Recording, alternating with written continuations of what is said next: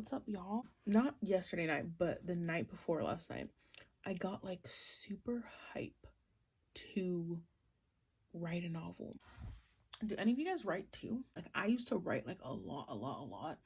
I have so many journals just like over there in the center room, like stacks of them, like 10, 11, 12, 13, 15 journals filled to the brim. I used to write like religiously. And I really haven't really been on that wave the past couple years. And in high school, I used to like write a lot. I remember being really proud because I won like a poetry competition once. And I don't know, I just had this idea for a novel like that I've been thinking about in my head, just like mulling over it. And I got like really inspired. I don't know, it's like super exciting. And I was wondering if any of you guys write too. I think reading is a writer's first love. I don't know, I'm not like super serious about it. Like, I have these ideas and I'm like, I'm gonna start writing. It's just like a nice creative endeavor. Anyway, I've been reading some juicy books these past couple months, or just the past couple weeks. I got some big hitters. First, I got like a lot of translated fiction. I've got some really cool books. I've been reading some big hitters that I've been wanting to get to for like a long time now. So I'm excited to talk about those. And I want to know what you guys have been reading these past couple months. Like, what was the most recent book you finished, or the last couple books you finished, and like, were they good or not? I even read some nonfiction. Let's just get right into the wrap up, y'all. I read Pedro Parmo. I finally read Pedro Parmo by Juan Rulfo.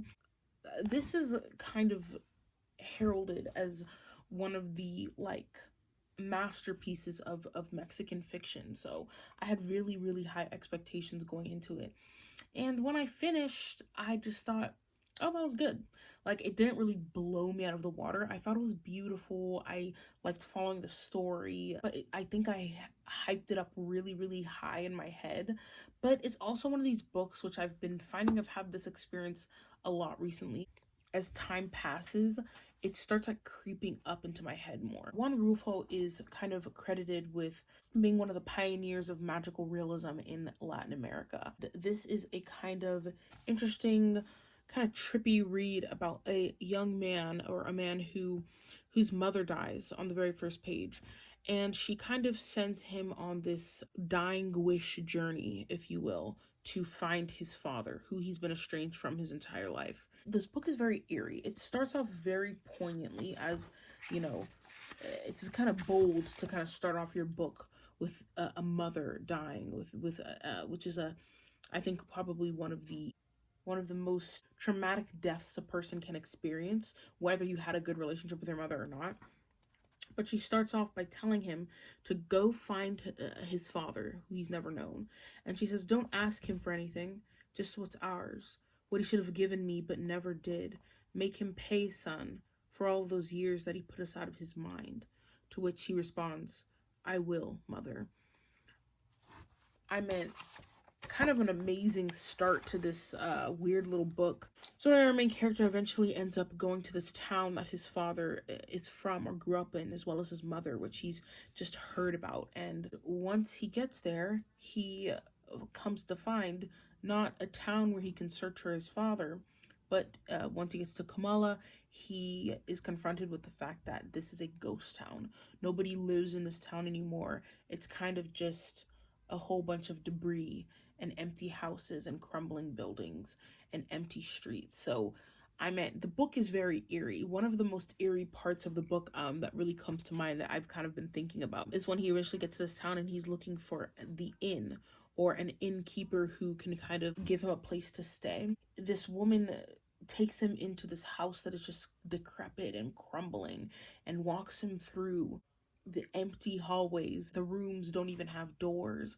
And then she takes him into this empty room, to which he's like looking around, and he's like, well, where am I supposed to sleep? Because the room is just falling apart and it's empty and it's scary. To which she responds something like, exhaustion is the best mattress, and then just kind of like leaves him there. Ooh, that's like so eerie. It just, I mean, this book really did a great job of painting this really interesting setting.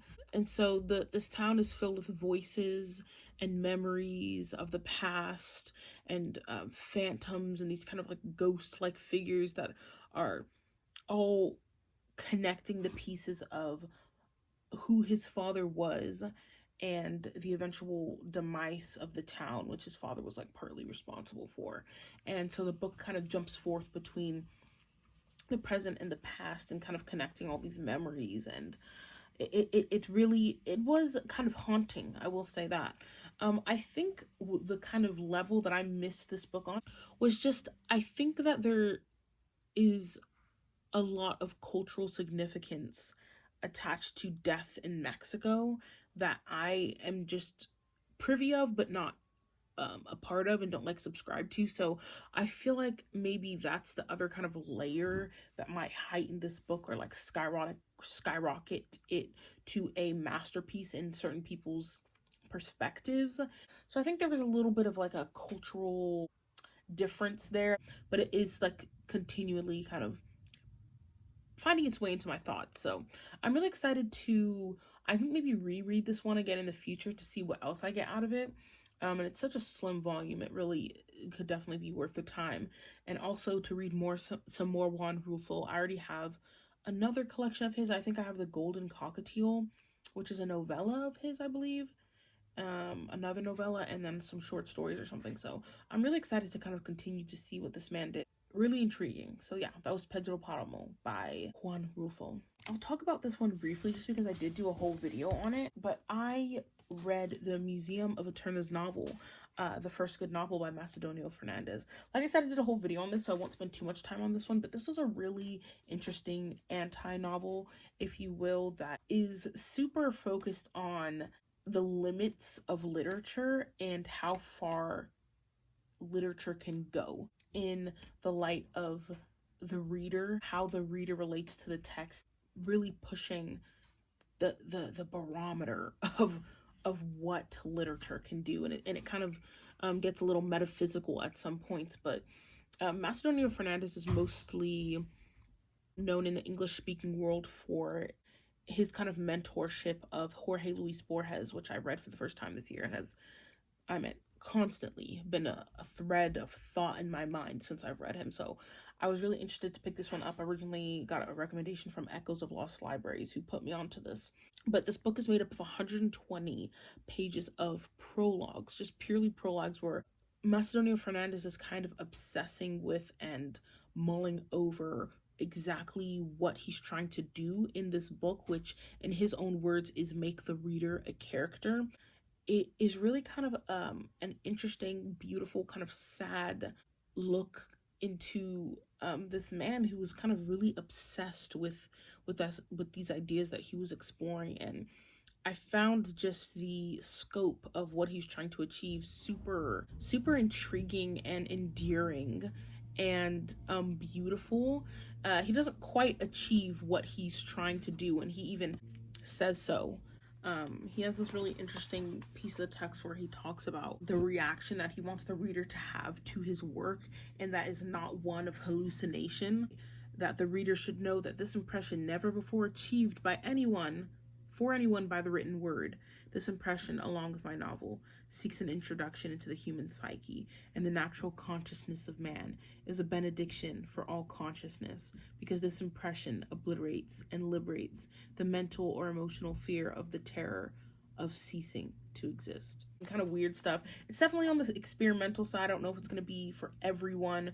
I meant Macedonio Fernandez also himself was just kind of like a weird character. Unfortunately, this is only one of two of his works that's even been translated into English, so I'm definitely kind of on the outs with this one. Part of the weird kind of lore and mysticism surrounding this guy includes a story of him and a couple of his other intellectual friends who attempted to be the genesis of a utopian society, I guess kind of very comically quit on the first day because of mosquitoes. So he's weird, but this is a really good book. I really liked this. I liked how it was kind of pushing the limits. And if you're interested in hearing me talk more about it, I have a whole video where I just talk about it. So yeah, that was the Museum of Eterna's novel by Macedonio Fernandez. Okay, let's talk about Clarice Lispector, guys. I actually finally read her. I've been meaning to read this girl for the longest. This Brazilian queen. I am Brazilian myself. My mother was born in Belo Horizonte, so I was really excited to kind of delve into some proper Brazilian literature. And so this is Hour of the Star by Clarice Lispector. This book kind of hit me very much in the same way that I felt after finishing Pedro Parmo by Juan Rulfo. This is also kind of known to be her magnum opus, or like one of the masterpieces of her work. And when I finished it, I wasn't really super blown away with it, and it just didn't quite hit me the way that I thought it would, but I still thought it was good, and I still thought it was beautiful, and I think she's a really interesting writer, and I'm definitely going to keep exploring her work. Kind of a weird little book which features a girl who lives in the slums of Rio de Janeiro, and she is, by the world standards, kind of not much of anything. She's extremely poor. She's described as being ugly and small and skinny and not really very bright. This book is written from the perspective of a narrator who is equally obsessed and disgusted by her. Push and pull between this narrator who has taken upon himself to feel like he needs to quote unquote tell the story of a nobody, but also being like super obsessed with her. I think kind of resentful of the fact that she doesn't see herself the way that he perceives her, which is like this lowly creature, which he kind of despises. And this girl has this really kind of electric innocence about her, in which she kind of doesn't understand the world's perception of her, and she's almost content. This super naive and kind of like a beautiful, or at least I thought, this kind of beautiful innocence about her. This narrator who's super interested in kind of painting a portrait of her for the reader. There are some really amazing sections in here, just like beautiful lyrical prose, and this is also one that is super short that I think would be really worth my time to reread. So yeah, that was The Hour of the Star by Clarice Lispector. I feel like I said, might have missed a couple levels of interpretation here, but I'll be revisiting this, and I will definitely be revisiting Lispector. So yeah, Hour of the Star.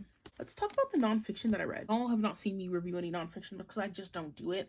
I don't know exactly what my aversion to this genre is, and so if y'all have any recommendations for some great nonfiction that's gonna like change my life or something, let me in on the secrets. It is In Praise of Slowness, Challenging the Cult of Speed by Carl Honore. I don't know how to pronounce his last name. I think I wholly agree. I think it would be really hard to disagree really with the sentiment of this book. This book was written a while ago too, I think 15 plus years ago, so it was dated in a couple ways, but I was interested in the sentiment, which like I said, is really hard to disagree with, that we live in a very fast-paced world and we live our lives very fast, and I think there's this kind of false idea that is perpetuated by our society that faster is better, and that's not true, and it leads to a lot of problems in our lives and a lack of depth in a lot of areas in our lives. And so I was really interested to hear what Carl had to say about this subject.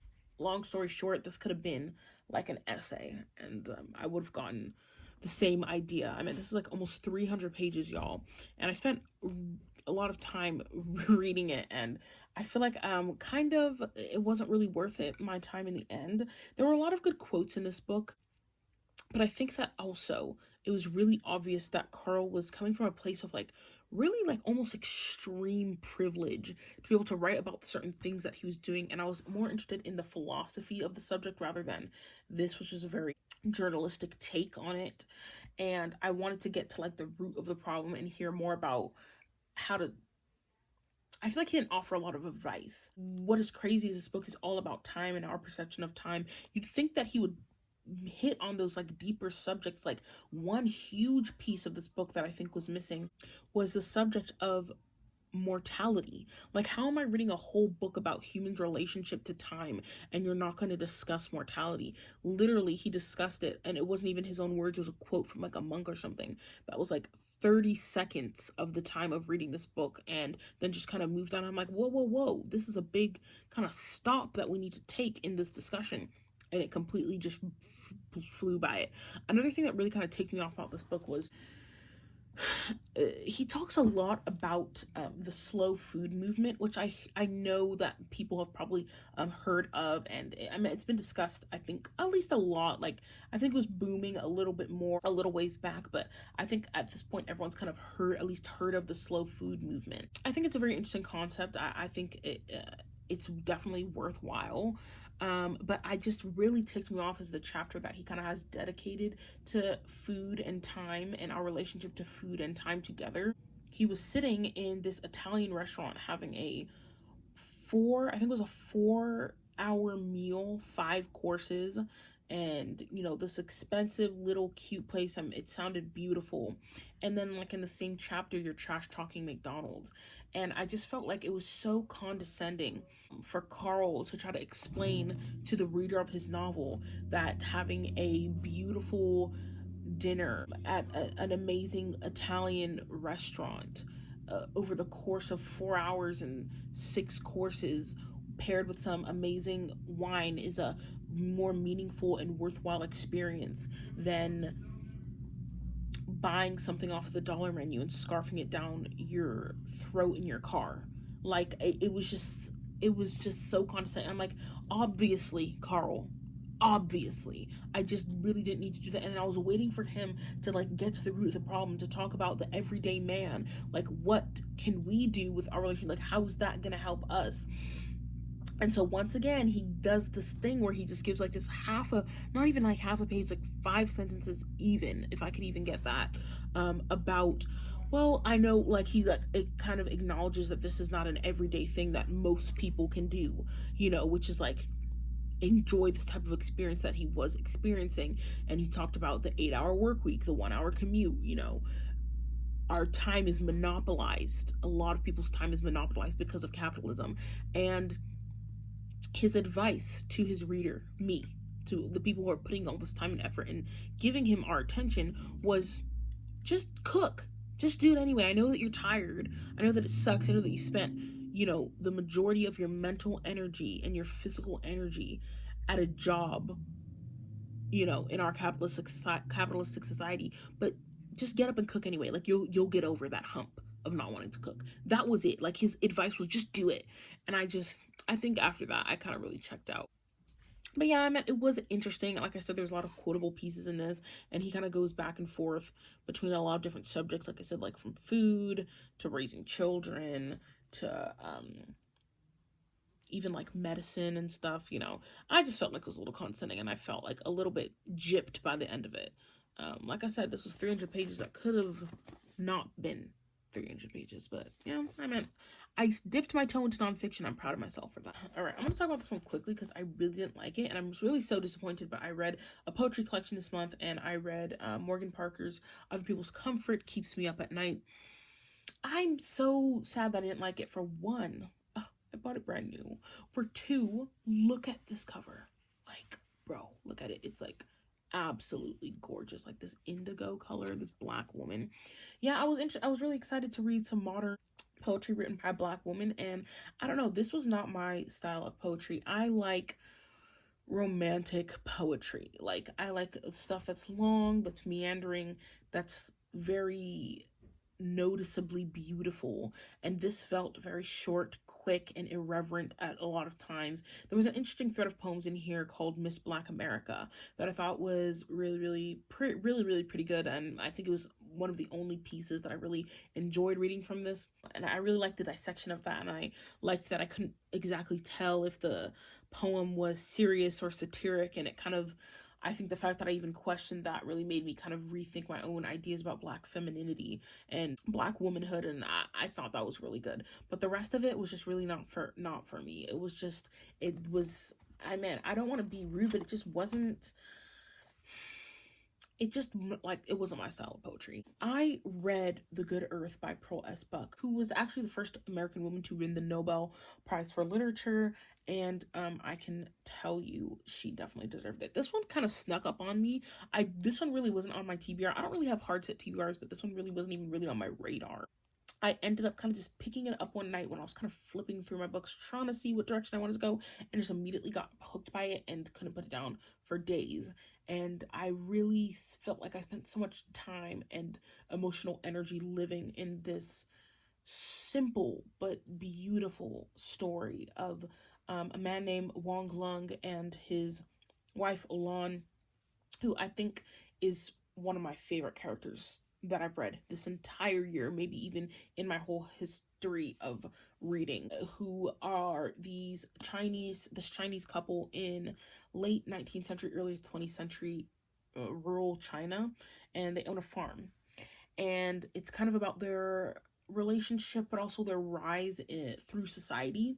There was so many different pieces going on in this book. This book is fairly simple. There's not a huge plot twist. It's not complicated, but it was so beautiful, and there was so much depth and intrigue throughout this whole thing. The characters' relationships with each other.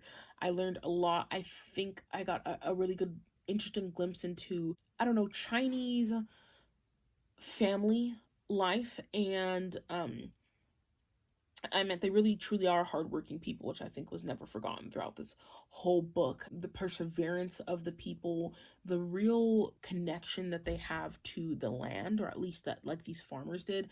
And I just thought this was absolutely riveting. I really like one specific aspect of this book because Pearl S. Buck, her first child was severely mentally handicapped, to which she wrote in a character in this book, one of the children of the couple of the main characters, who was mentally handicapped. And I think that just knowing that fact about her and then reading how tenderly she wrote this character was like completely heart-wrenching, specifically about one thing that I think happens towards the end of the novel. I mean, this book was super emotionally affecting and so beautiful, but so simple. I can't explain how, I don't know, because I like really books that are like really twisty and turny, and I like narratives that aren't linear. And I think just kind of sitting down with this book, it felt like such a novel, and it was so simple, beautiful. The ending was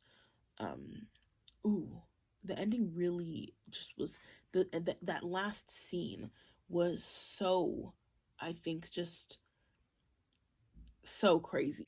Pearl S. Buck deserves all the praise. And look at this amazing Reader's Digest copy that I got. Like, isn't it gorgeous? So yeah, this was everything and some. So yeah, that was The Good Earth by Pearl S. Buck. I'll be brief with this one because I didn't like it that much. I read There's No Such Thing as an Easy Job by Kikuko Tsumura. Maybe I should have known that I wasn't really going to enjoy this book when on the front of it, it is heralded as echoing Haruki Murakami, which if you know anything about me and this channel, I just almost passionately hate Haruki Murakami. I don't want to say it like that, but I really have a strong dislike of him. And so, I mean, when they're comparing someone to Haruki Murakami, I just assume that maybe it has elements of surrealism, which this book did, which I really liked. I think it was interesting, but just, I felt like it got really slow.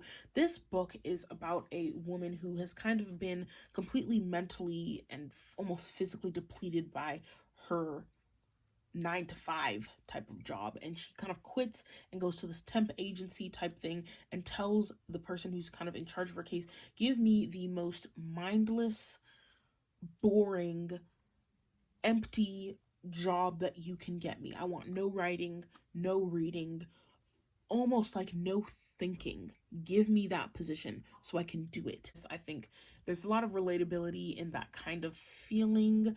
Everyone's felt like that about their job, right? I think there's very few jobs in the world that people have that they're equally passionate about and also feel really meaningful. And so I think it was a really interesting take where this character kind of goes the opposite direction and wants something so completely devoid of meaning that hopefully it won't mentally exhaust her. This book is kind of split into 5 sections where she's jumping from job to job, starting off with like as a surveillance person who's kind of watching 24-hour surveillance of this man for certain reasons, to, you know, things like writing advertisements for like a bus company. It didn't really feel connected the way that I wanted to feel connected. I felt like almost I was reading like 5 short stories that are all differently connected to each of the jobs that she took. And I wanted something that was a little bit more, I don't know, that felt a little more synonymous, or what word am I looking for, like linear? I don't know. And I also feel like the main character was really devoid of anything. Like, I don't even think she was named, it was just an interesting choice. And I just felt like she should have been more of a voice through the situations, and she wasn't. And I just felt like I was kind of walking through these kind of weird, odd end jobs through like and seeing it through the eyes of like an empty husk and the shell of a person, which maybe was the way she was supposed to be written, which would make sense, seeing as like the point of this book is that she is so exhausted, right? And she's looking for this reprieve. I found it sort of interesting, but just barely under the radar of being worth the time that I spent reading it. It's kind of big.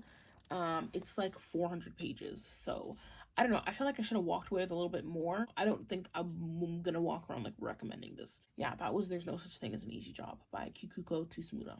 I read a YA this month, a young adult, which is like single-handedly restoring my faith in young adult fiction and what it could really truly be. I read Tiger Lily by Jodi Lynn Anderson. I initially picked this up because it's a retelling of Peter Pan through the eyes of Tiger Lily, which is the Native American girl who originally appears in the first tale. And the back blurb is kind of written as this is like a love story between Peter Pan and Tiger Lily, which it is in some aspects, but I can tell the author of this novel that I read did not have anything to do with this Harper Teen blurb on the back, because this book was so much more than that and was really kind of super deep and hit me in all these places I was not expecting. I kind of just went into this thinking I want a little bit of a palate cleanser in between like reading Lord of the Rings, which we'll talk about in a minute, but ended up getting this super poignant, interesting, and kind of deeply affecting story about a young girl on the precipice of womanhood, and I thought it was amazing. She kind of takes the kind of route of looking into the dark side of Neverland. I will say she did not achieve the dual magic that J.M. Barrie achieved with his masterpiece Peter Pan, which is a book that can be read so differently on so many different levels by so many different age groups. It can be seen as just kind of this amazing fun adventure, but on the flip side can be read when you're older as a kind of sad and kind of dark twisted tale. And she definitely hooks onto the dark and twisted side of Neverland and kind of what J.M. Barrie did with that. This book is not fun. This book isn't really adventurous like that. This book is very kind of sad, deals with some topics I kind of wasn't really expecting out of a YA book. It's really about a young girl who feels ostracized and kind of lonely in a lot of areas in her life and how she's navigating the world that she lives in. I was also super impressed with like the vocabulary in this book. This is a YA book, and a YA book is not a book that I would expect to be having to pull up the dictionary on my phone for. And this book really, I think, pushed the limits of like vocabulary. That it was really interesting and beautiful sentences, a lot of words I didn't know, which I feel like is saying a lot. Just the kind of books that I read, and I kind of can't believe I stumbled upon this, because I was, like I said, looking for an easy breezy cheesy kind of palate cleanser that I could read in a day or two and like move on. But this was so much more than that. It was really a satisfying and refreshing take in the YA genre that kind of subverted a lot of the ideas that I have about the genre, and I think this is like highly recommended in my opinion. But yeah, I was Tiger Lily by Jodi Lynn Anderson. Really super impressed. I read Zlateh the Goat and Other Stories by Isaac Bashevis Singer, who is a Jewish writer. This was translated from Yiddish originally, and point blank honest, this won the Newbery Honor Book Award, but I primarily got this because it was illustrated by Maurice Sendak, and I love Maurice Sendak. I mean, I love Where the Wild Things Are. It's like one of the, I think, pivotal ideas and pieces of media that exist within my head and in my life. And so this was a really just cute collection of kind of like fable-like stories involving children, and a really cute look into like some Jewish children's literature. Super memorable to me. There is one story in here that I kind of have been recalling because I thought it was like super funny. It was just like super cute. I meant the illustrations, they were absolutely gorgeous. I mean, Maurice Sendak is a talent for the ages. Like, he really, truly is. And I mean, for me, that was half of the reading experiences. I dedicate this book to the many children who had no chance to grow up because of stupid wars and cruel persecutions which devastated cities and destroyed innocent families. I hope that when the readers of these stories become men and women, they will love not only their own children, but all good children everywhere. Last but definitely not least, y'all, I am continuing my journey with The Lord of the Rings. As y'all know, I am currently reading that right now. But yeah, I read The Hobbit. I'm really shocked the kind of like slander that J.R.R. Tolkien gets on the web sometimes. I just feel like he gets a lot of flack for being like, yes, he is the grandfather of fantasy, but also he's kind of dated and his story's a little bit meandering. And I just heard a lot about that. I even remember I just watched a video recently while I was in the middle of reading the series where this guy talks about like, why would I ever read J.R.R. Tolkien when I can read like Brandon Sanderson or whatever. I've never read Brandon Sanderson, so maybe I don't know the comparison, but I am so beyond enthralled with what J.R.R. Tolkien did with this thing. I have never felt bored at all, which is a complaint that I've seen a lot of times too, which is like, man, this guy just is like describing too much and like get on with the story and this was confusing. Like, no, this is so intricately and beautifully put together. I think it's just an amazing feat of the imagination. And I'm sure y'all know what Lord of the Rings is about now, but it's just, you know, this kind of fantastical journey that features friendship and just this amazing sense of adventure and good versus evil. I mean, it's just so classic, and it for me is like the ultimate escapism right now. Like, it's just so beautifully crafted. I really feel like I'm just like stepping through a portal and get to escape my life and like the realm that I am in to enter Middle Earth. It truly is amazing. The only complaint that I have about the series so far, which we could just talk about my currently reading real quick before I wrap up this video, is I don't like how characters can literally disappear for hundreds, I'm not even joking, like hundreds of pages.